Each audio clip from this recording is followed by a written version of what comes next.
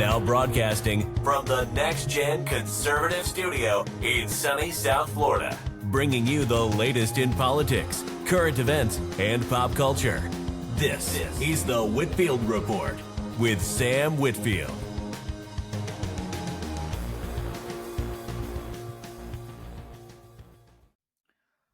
Alrighty, everyone, and welcome to the Monday edition of the Whitfield Report. And I am joined here by a bit of a legend in the author slash podcasting space, Mr. Jeff Clark, who is the host of the Course of Action podcast, and he's also an author.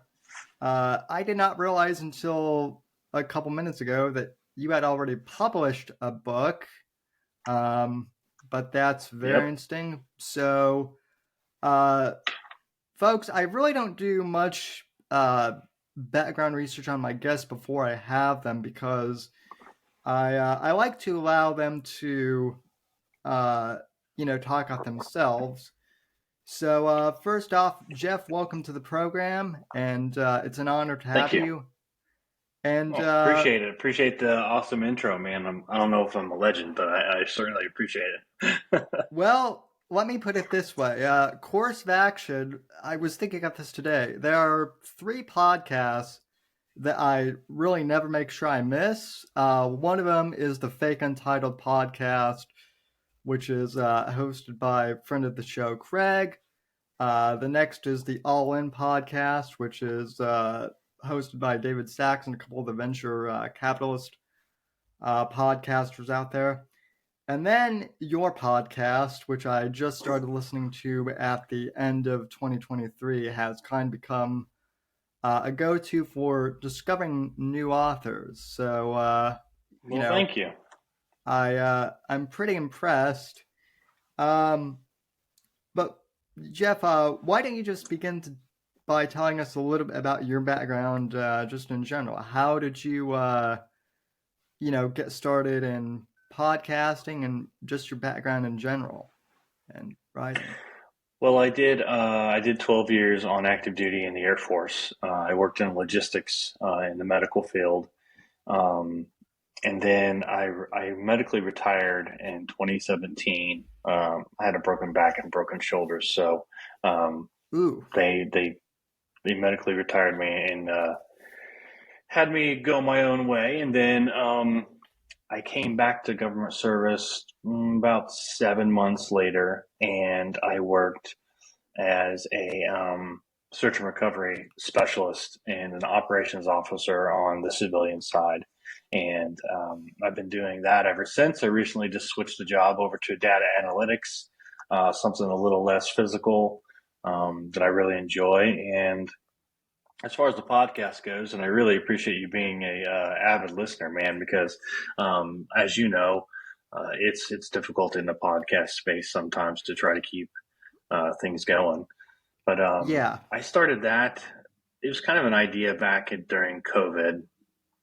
I really wanted to do something that was creative, but also allowed me to kind of reach out and talk to people and still form some relationships and learn, because it was going to be, we didn't know how long it was going to go on for, but I thought if I started it, it'd be a good way of still talking to people and expanding, how you advertise. And I had my book that was going to be coming out, and I really just jumped into it. Now, I'll say this. I bought the equipment to do the podcast, and then I waited probably 8 or 9 months before I actually kicked it off, because I just kind of had the hesitancy of, what if I fail? What if it sucks? And Sure. I was a little afraid of that. And then I finally just dove in, because I had a whole bunch of people who were like, dude, that'd be awesome. Book me as one of your guests. And I had 10 guests like immediately. So I just dove in and did it. I had no idea what I was doing. I've learned a ton of lessons along the way. And what you see today is a lot of lessons learned, a lot of help from other people, getting some tips and tricks here and there, and just constantly learning. I think we're in the 80s on episodes, I think, like 83, 84 by the time people hear this, I think. And it's just been a fun ride. I've enjoyed it a lot.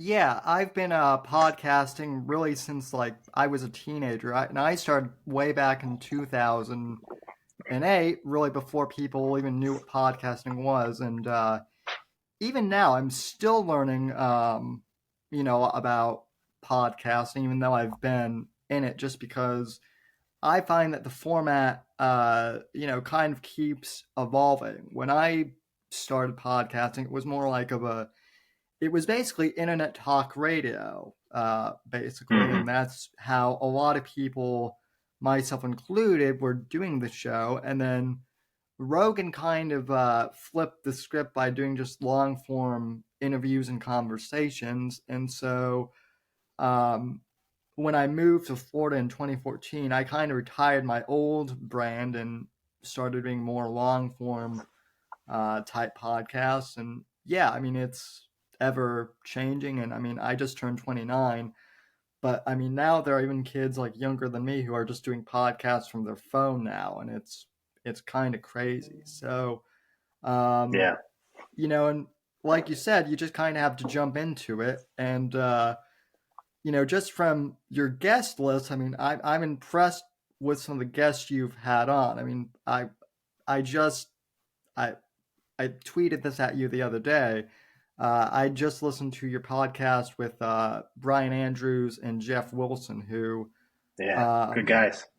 you know, I just started reading the Tier One series last year, and people are like, "Wait, you just now started reading the Tier One series?" And I'm like, "Well, yeah. I mean, I've seen it around, but there have been a bunch of authors that because I was in college for so many years, I had to kind of wait, and they were one of them. But I'm glad I got into them. And you've also had Brad Thor on, which I can't imagine that's no small feat to get someone like Brad on your podcast. So Well, yeah, I'll give Brad some credit. Like he was certainly open to doing it.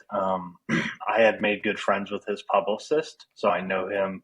I knew him well enough to ask, and I just said, what are the chances that Brad would do it? Because I don't see him doing a lot of podcasts. I don't think he really right. doesn't need to.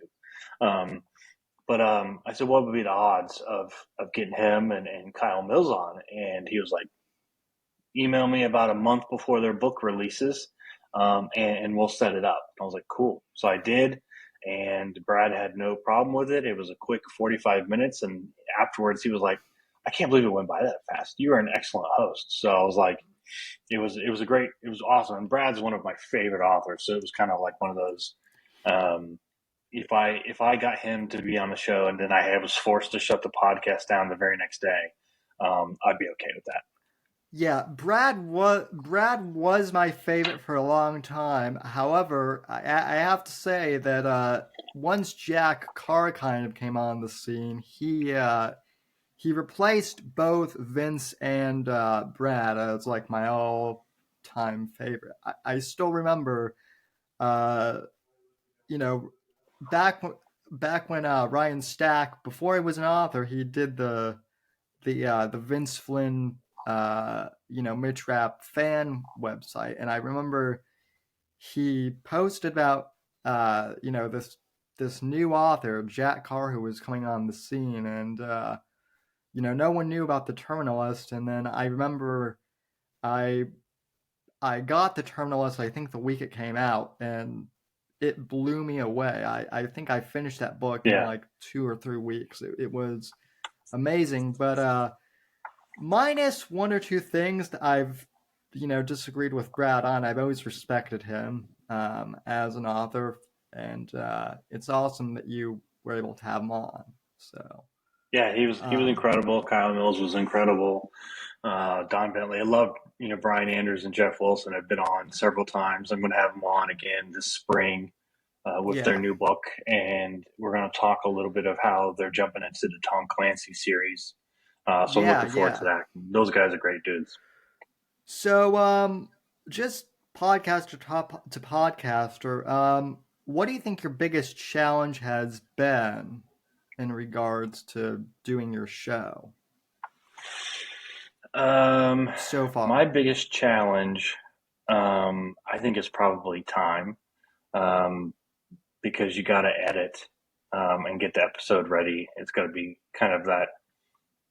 It's got to live up to my own standards of quality. So um, Yeah.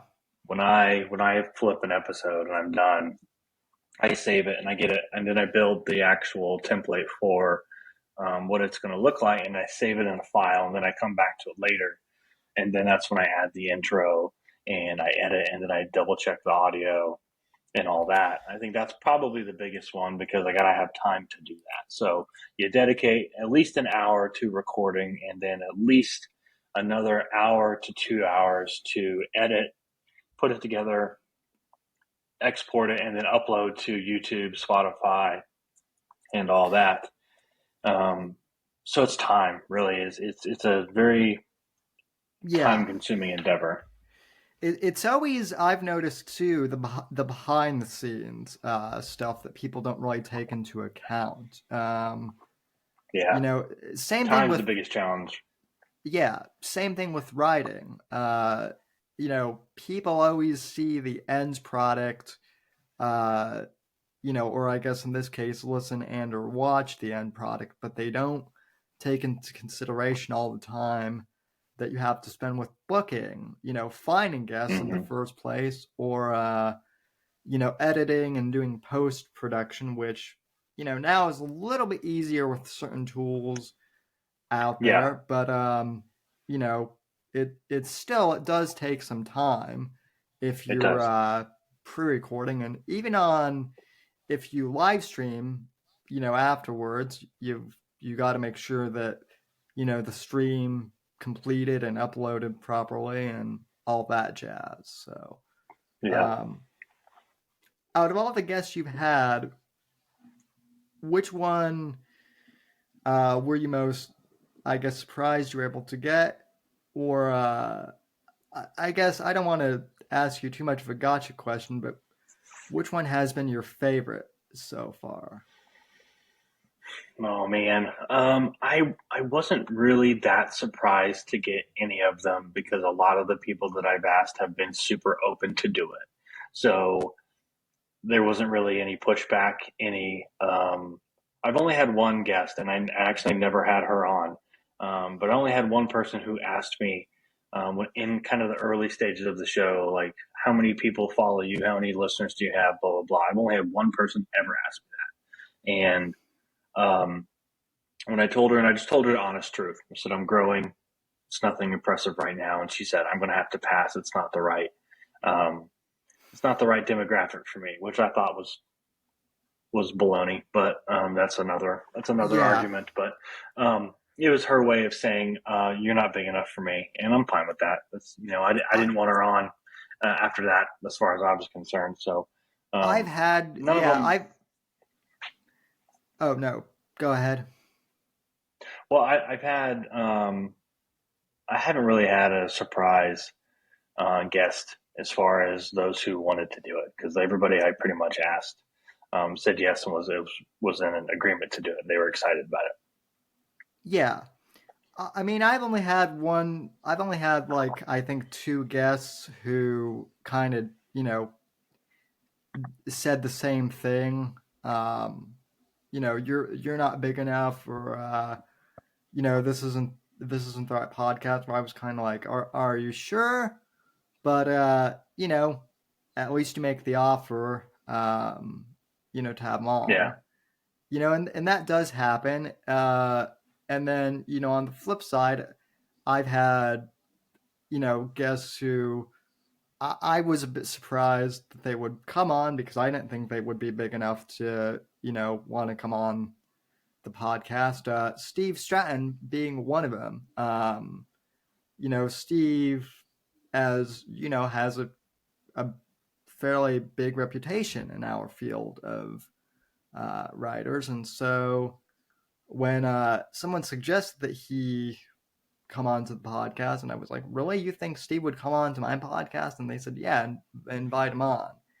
And yeah, he was, you know, he's been great. He's very down to earth, and we did a podcast last week, and I was surprised at, just how open he was to talking about different things, and it Yeah, ended up Steve's a good being a dude. great episode. So, Yeah, I love Steve. um, yeah. Um, so then, as far as writing goes, I guess how did you go down the path of becoming an author and whatnot? So I really told myself that one day I was going to write a book, and I didn't really know what of. And then I had a lot of success in the military and post in my civilian career for the military. I had a lot of success in doing a lot of things, and I kind of just said, you know what, I think I'm going to finally take that jump. And I was finished with my master's degree. I wasn't going to school or anything like that at the time, so I thought, now would be a great time to jump into a project like that could potentially take several years.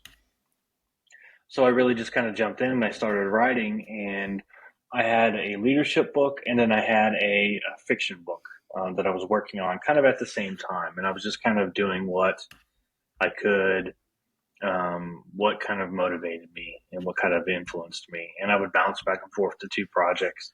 And then I met some publishers, I met some agents and some other people, and I started getting feedback from them. And then that's when I pursued getting one of those published and getting some interest drummed up in them. And that's when I ran across my publisher, Tactical 16, which focuses on publishing military books.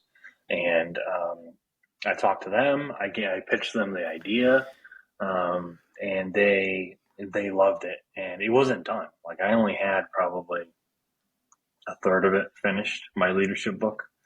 And he was like, when you're done with it, send it to me. I want to read it. We're going to read it over. And then, but we're really, really interested in it. So I finished it up like 6 months later and sent it to them, and they sent me a contract. And then from there, I said, okay, if I do a fiction book, I do something that's necessary, like a leadership book. Then I'm going to do something fun, which is fiction, which is what I really wanted to do. So I've been pursuing fiction ever since, and gone to some conferences, learned a lot, and I think that's probably where. Well, I know I'm going that direction next. It's just a matter of time, I think, before you see something else with my name on it. Yeah, so you have Here These Truths, which is your nonfiction book. Yep. The Yeah, I got a Ultimate copy of it Guide. right here. Oh, very nice. Well, it's my display only because it's got an error on it, but I'll take the sticky note off, and then there it is. Very, very nice. And yeah, I'm looking at your website. We just mentioned Steve. He left a very nice review of your book. So, what made you decide to, I guess, want to write a leadership book? Well, in 2019, I was the Air Force Civilian Supervisor of the Year, and that was a really, really big award. And it kind of turned a light bulb on in my brain and said, um, when I looked over that package and looked at the awesome things that people wrote about me, I just said I really owe it to those people who helped, push me to this level, that I do something to thank them. And I didn't want to do something useless or just walk around and hand out thank you cards or anything like that. I really wanted to kind of do something kind of in their honor, and I wanted to do like a lessons learned. And I was real passionate about leadership then, and I still am. But I really felt like that was a good way of getting that out and kind of saying some of my lessons learned. And a lot of times you see those kind of books from people that are CEOs, former Yeah, presidents, military generals, and all that stuff. They all have a status that to the normal everyday human being is not obtainable, or it's not something that they're aspiring to be. So there's a little bit of a disconnect. And I thought, well, you know what? I'm a little bit more of a common man. I have not been in some fancy military position. I'm not a CEO or anything like that. So why don't I put out something that is a little bit more down to earth, truthful and honest, and people can take it or leave it. So that's really what I did. I just took that honest and truthful approach to leadership. Um, and in the book, I expose my flaws. I say what I did and didn't, or I did well and I didn't do well. And I just kind of lay it all out there. And it's all based around an algorithm, which I call the leadership algorithm. And that's effort plus process equals progress. And if you follow that, that's kind of the gem that you need to be a successful leader. And success depends upon what you're looking to get out of it. But that's it kind of in a nutshell. It's something I'm super proud of. I still get asked about it to this day. So I definitely think it's had an impact on people's lives, which was the whole point in the first place. That's awesome. I haven't read it yet, but I might have to pick up a copy myself. One thing I have Send me your address offline in the email, and I'll send you a signed copy. Oh, I'd be honored. Thank you. One thing I notice off the top of my head, it doesn't seem like it's very thick. It seems like it's relatively thin, and I actually kind of take that as a good thing because as someone who I didn't major in business, but I took a lot of business courses in college, and there were a few leadership books that were very they were good, but they were thick and they kind of drawled on. And you don't seem very egotistical at all. I've noticed that a lot of people in the business and leadership world sometimes they do seem a bit egotistical, and their books are thicker because of it, I guess. Yeah, I like to ramble on. I wanted to be Yeah. straight and to the point.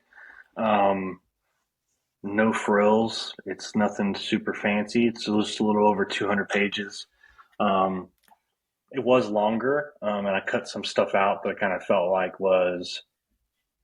didn't really get to the point as well as I liked it to. And there's a lot of my backstory in there, kind of how I grew up and things like that kind of almost made it more of a leadership memoir. So I cut a little bit of that out too, because people don't want to hear about my boring life necessarily.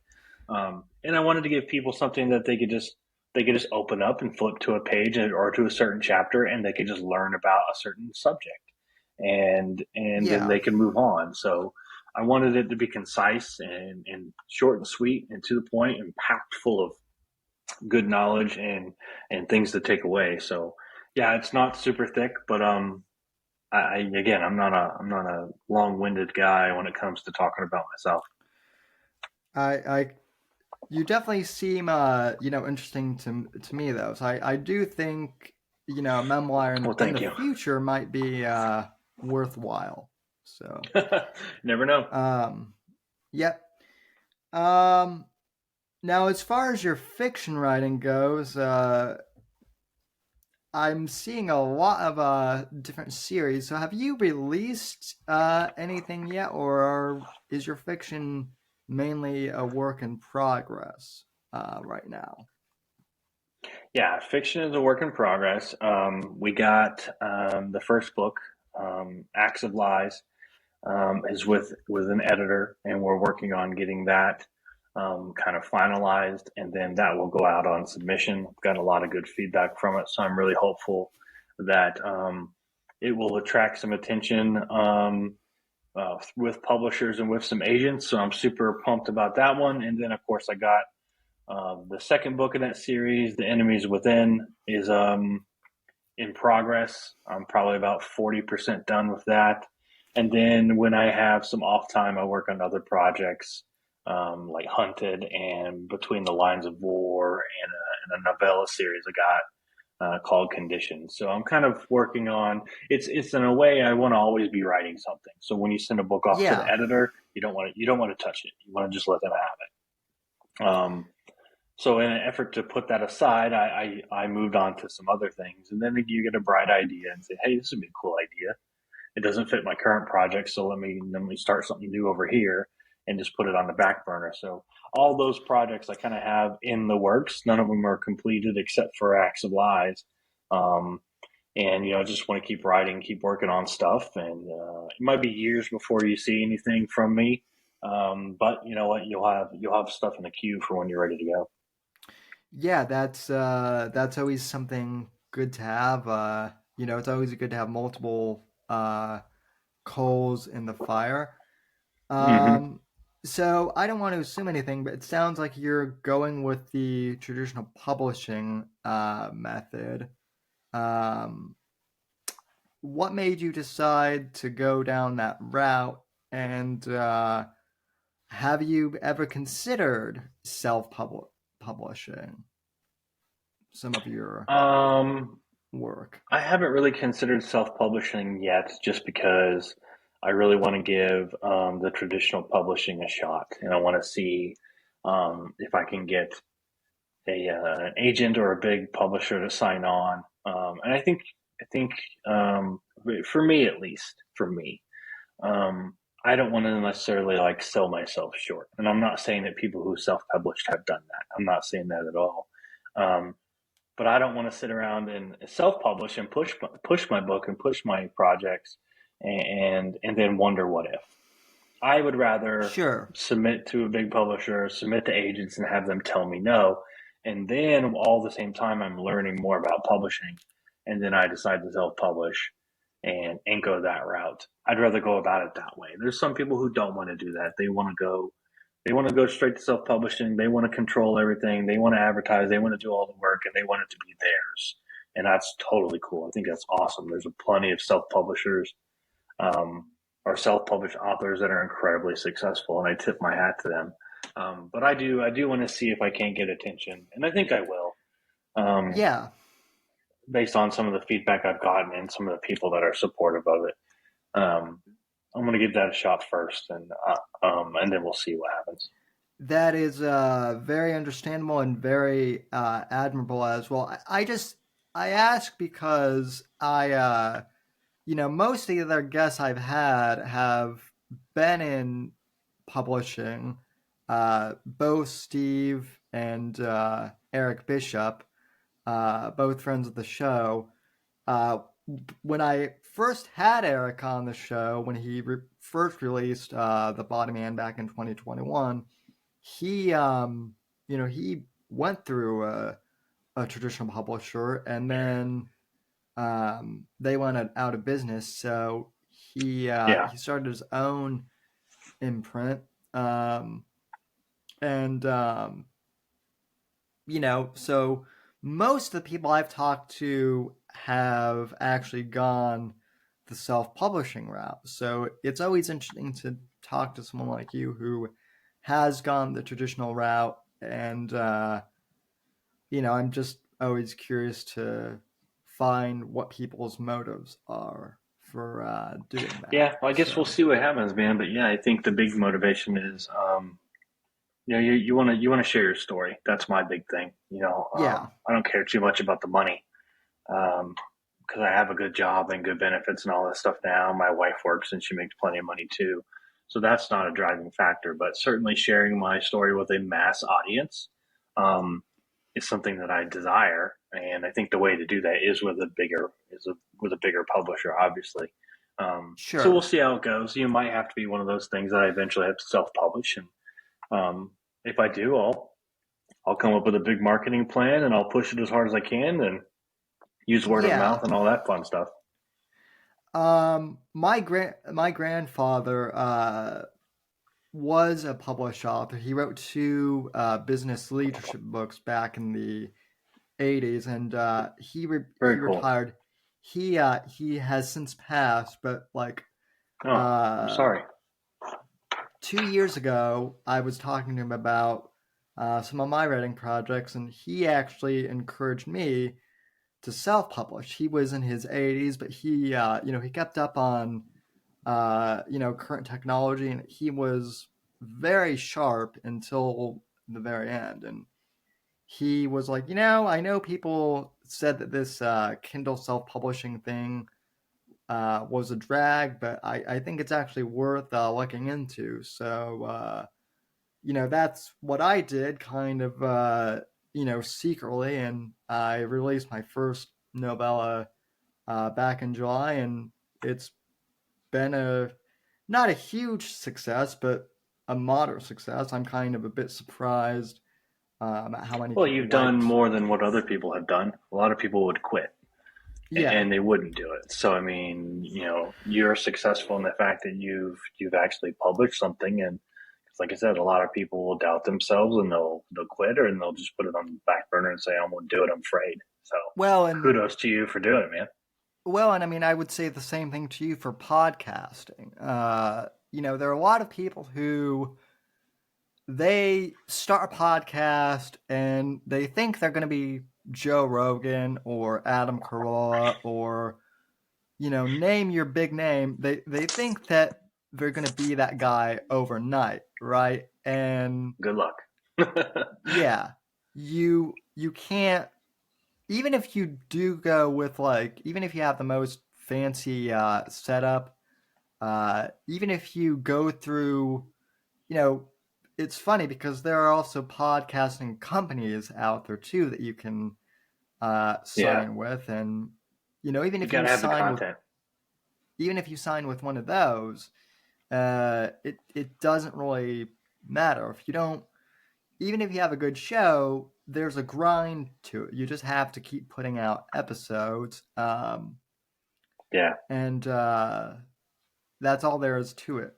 Um, at the end of the day, you just got to keep grinding. yeah, Um, I agree. so another thing that I kind of find interesting is I was listening to your show with Eric Bishop, and one of the things that he brought up was um, the fact that most authors will not read their book after they publish it Hmm. or after they finish it.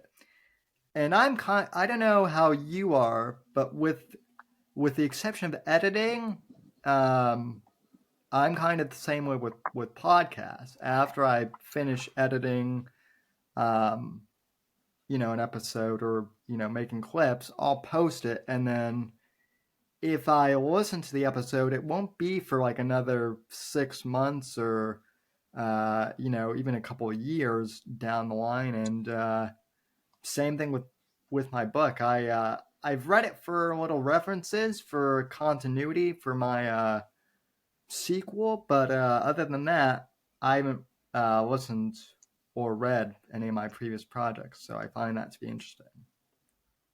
Yeah, I do listen to the podcast because um and I hate for it to sound conceited or anything, but I listen to it just because I bring guests on to help promote them, and if I listen to it and I get an extra view, then it helps um, Right.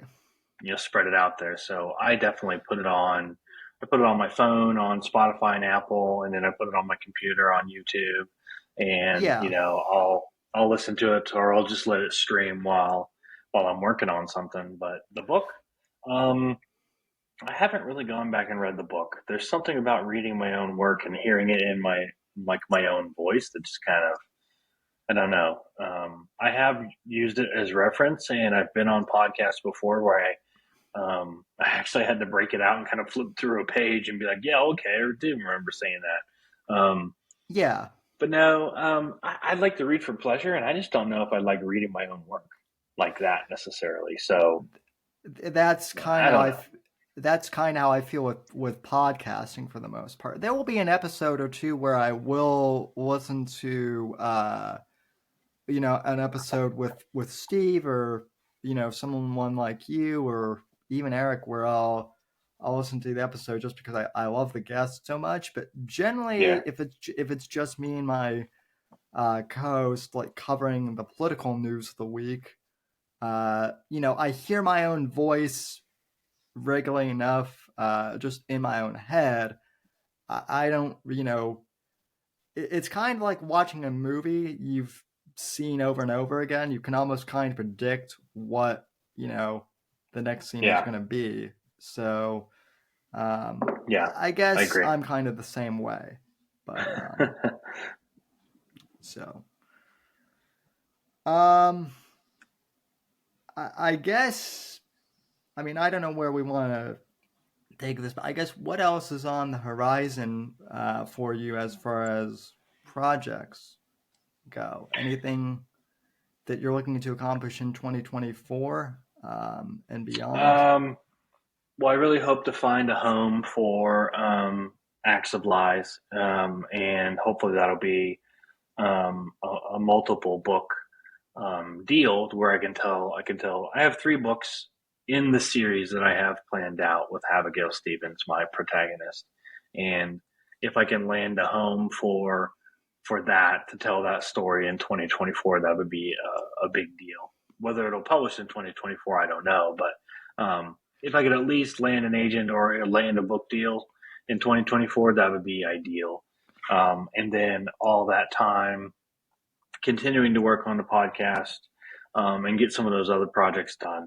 I'm really excited about my Hunted book, and that's just a working title, but it's a very primitive book. It's about 2 guys that go out in the Montana wilderness to do some elk hunting like they do every year, and they kind of run across some dangerous stuff, some trafficking rings, some connections to politicians and connections to their own past that they don't realize. That's a very primitive book. I'm trying to use like no firearms in it, and focusing more on the hand-to-hand combat and survival of things, which I think is really, really cool, really interesting to me. Yeah.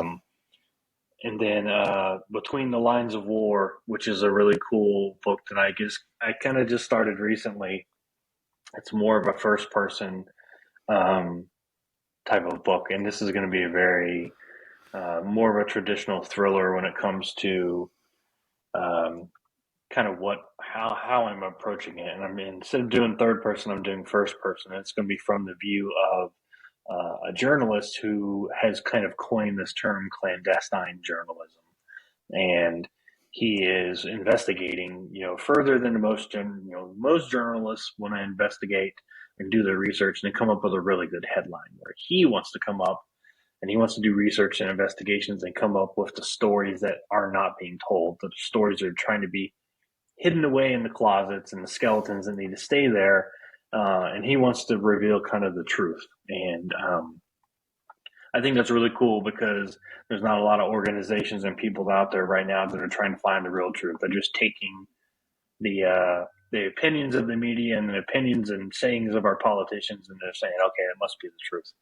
And we know that it's not. So that's something I really want to explore and kind of expose that and the dangers kind of behind it, and some of the corruption that's going on in Washington. So those are kind of some of the things I want to work on in 2024 and complete some of those projects and then start finding a home for them.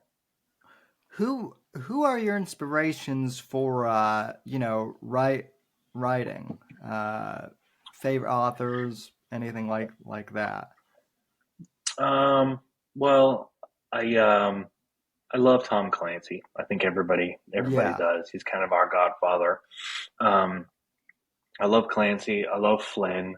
I love Brad Thor. He's one of the guys who really kind of got me back into reading for pleasure, was when I picked up Brad Thor's Full Black. And Mike Madden. If I had to pick an author that is my absolute favorite, I would say Mike Madden, because I read his first book, Drone, with Troy Pierce, back when I was in the military, and it really got me back into reading for pleasure again. And that's when I got back into Clancy, got back into Thor and all of them again. Love Jack Carr. Andrews and Wilson are huge. I've been on a Mark Greaney kick lately, just because I think he's one of those very talented guys that are going to be, when he retires, I think he's going to be considered a generational talent, and he's going to be considered like the Clancy of like our lifetime, because I think the way he crafts a book and the intelligence that he has that goes into it, I think it's just very, Mark Greaney is very, very gifted. And so, but there's a tons of people I like. Emma Adair, Steve Stratton, Eric Bishop. There's a guy by the name of Richard Maverick who has some really cool ideas. I'm trying to get him to publish more. because he's got some really cool stuff. Tons of people. Claire Eisenthal right now. She's a sweetheart. I love Claire, and she has a book called The Rising Order, which is really incredible. And we've been doing some stuff lately, some IG lives and all that. She actually just followed me on Twitter, and I haven't yet, but your podcast with her is actually in my up next queue. So I find that kind of funny that the same day she follows me, your podcast popped up in Very my cool. up next queue. So you'll like it. You'll enjoy it. Yeah. I think one of the other things about your podcast that is so good, and maybe it's partial because of the format, I'll admit, but like I've listened to your episodes out of order, and even with a lot of interview podcasts, you can't necessarily do that. I've noticed. You kind of should listen chronologically, but like I've jumped into, just your podcast based on some of the guests that you've had on, and I think that really, that's really interesting. How the way you ask, questions, you've made it pretty accessible for people to just jump in wherever. So yeah, I tried really hard, and thank you for the compliments. I tried really hard to not date the show, and I tried not to say the date in it at all. I tried not to make it sound too relevant to a time period. That way, you could pick up any episode and you can turn it on and listen to it.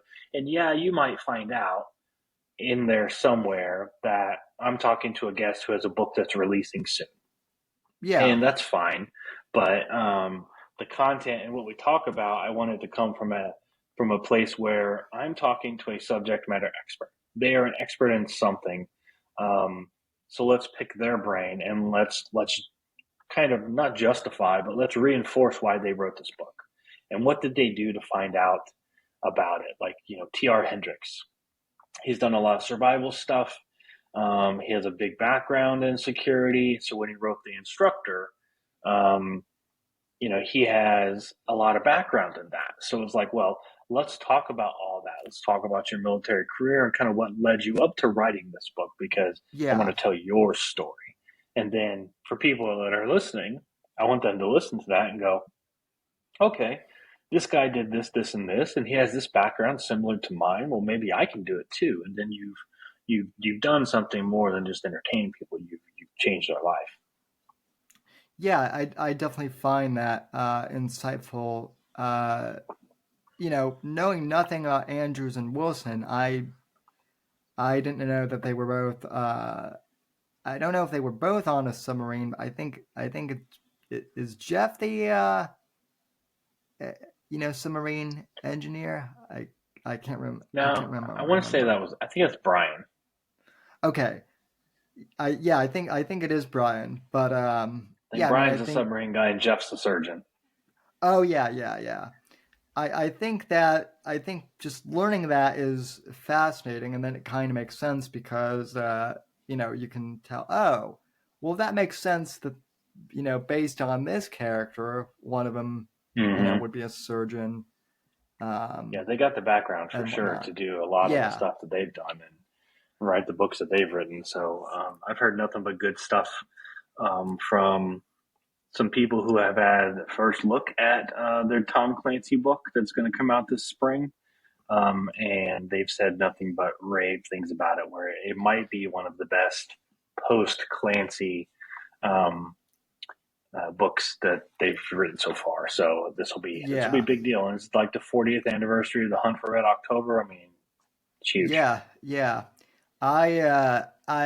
It's been a year or so since I've read The Hunt for Red October, but I just finished Patriot Games, and that book, for being published back in the 80s, holds up extremely well. Plus, I mean, I know that some people give the movies a hard time, but I definitely think that the Patriot Games is one of the better Harrison Ford movies out there, actually, in my Yeah, I liked him in humble it too. opinion. I think movies deserve a certain amount of criticism because they do have to cut corners a little bit, and for as long as Sure. Clancy writes a book, you can't fit that into an hour and a half movie. You just can't. Yeah. So that would be awful hard to do. But I thought they did. I thought several of his movies did pretty good. They did a pretty good job. What what do you think of what did you think as a Clancy fan of the Jack Ryan series on Amazon? I enjoyed it. I thought it was good. They obviously had to kind of update it to a little bit more modern. But I Yeah. thought John Krasinski did a really good job playing Jack Ryan. I thought it was pretty good. I really did. I mean, there's some issues with it, but I mean, for being a mainstream show, I thought it Yeah. was good and entertaining. Yeah, I was actually kind of surprised at I was kind of surprised at how good it was. Was it perfect? No, No, but no, I it wasn't perfect. I definitely think that, if anything, that proved that John Krasinski, I think, could be a serious actor. He was famous Oh for yeah, doing The Office for all those years, and a lot of people were kind of like, come on, you're telling me that Jim from The Office is going to be yeah. playing Jack Ryan, but no, he pulled it I off. thought he did good. So, um, yeah. Um, and then you mentioned that you're doing a book about political journalism. Uh, and I am kind of curious. We don't have to go down this rabbit hole if you don't want to. But I am kind of curious. I guess, what are your, I guess, political beliefs or something? If you don't want to answer, that's fine. But I'm kind of curious Um, what kind so of your I would inspiration say for. I'm a big believer in freedom. Yeah, So I'm a believer in less government oversight in our lives. There's obviously some smart places where we need to have government intervene for our safety, and for our prosperity, but I do believe that there's a point in time where the government gets too involved in our lives, and sure. I'm not. I'm a registered Republican, but I believe that my life does not have to be just voided down to a certain political party, and I don't have to believe every single last thing that the Republican Party believes in. I do not have to do that. It's there's Yeah, no rule book or anything like that. There's no code of rules that you sign when you come up and you register to vote. You just pick a party, and I think the cool thing of that is you have the freedom to still believe in what you want to believe. You do not have to be brainwashed by your party into believing every single last thing. And again, this is my opinion. So people that are listening, sure. this is my opinion. You do not have to agree with me. That's perfectly fine. But I believe that they shouldn't be involved in as much of our business. And I think if they're going to be involved in our business that much, then I think we should have a say, a larger say, in how they spend our money on taxes. Like if you're going to tax us, I think we deserve a larger say. And we didn't send you to Washington to get rich. That goes for all of you. Every single one of you members of Congress, the president, vice president, don't care what party you are in. We didn't send you to Congress and to Washington to get rich. We sent you there to legislate and to help us be the freest country in the world for a reason, and not to be greedy and all that stuff. So I believe in freedom. I believe in the freedom to choose and the freedom to live my life how I want to, as long as I'm not causing harm to other people. I think Yeah, I should be allowed to do that. And when too much government intersects with that ideal, right there is when I have a problem. I I pretty much have the same values. I mean, I would consider myself a kind of like a right leaning libertarian, but like I'm not far right either. I don't really care what people do in their personal life, so long as you're Yeah, not me neither. really, Like, if you want to do whatever you want to inside your home, as long as you're not like personally like trying to bother me, and you're not trying to rub it in my face. You're not trying to change my life because of what you believe in. yeah, You go do your own thing. I don't care. You're not going to hear a complaint from me.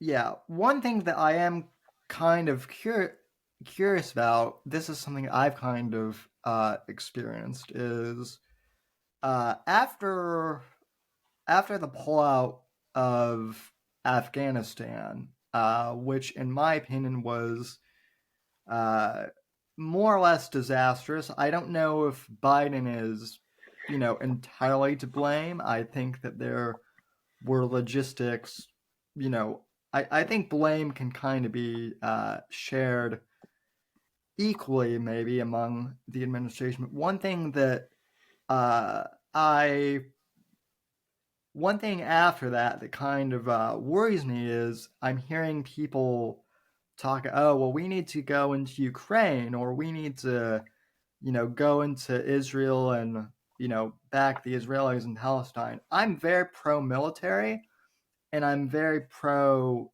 veteran. And I do believe that we have a place um, to help the world when we can.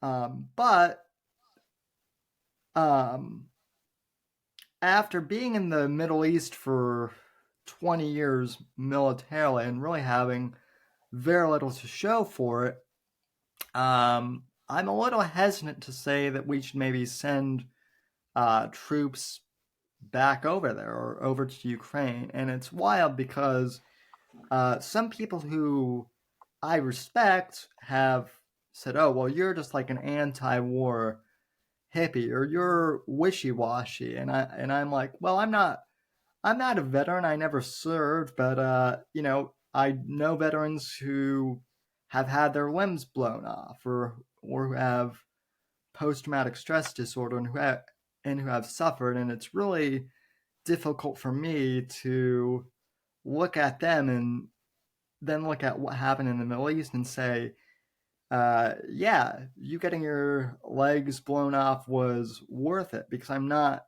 so sure in the end it was. And I just I have a difficult time with the idea that we should go back to war. So I'm just kind of curious. I hate to ask, but as a veteran, what is kind of your opinion on military action these days?